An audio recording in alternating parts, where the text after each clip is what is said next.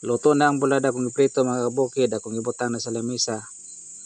Nya akong anak nagkuha og karahay. Nya nakita na to din mong kanon pag nakasuaso pati pag inita. Akong anak kuha sa karahay kay ginagluto po siya kwiksaw. Kay mo ni silbi pares na mo sa bulad kay siyempre na sabaw-sabaw gamay.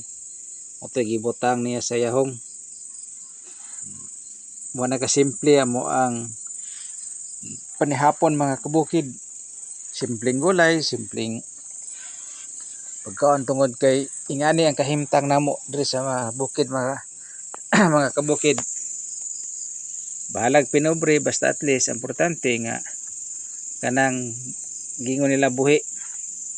Nya mo to nga nagampo akong anak pagpasalamat bago mo kaon. Medyo taas-taas na yung pagpasalamat mga kabukid nga sa pagampo na ini.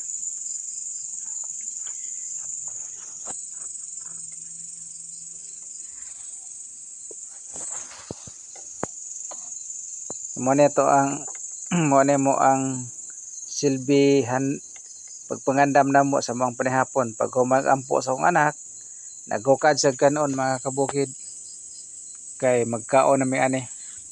Kay ang isa nako ka anak ang magulang wala direto sa gym nagpractice og basketball.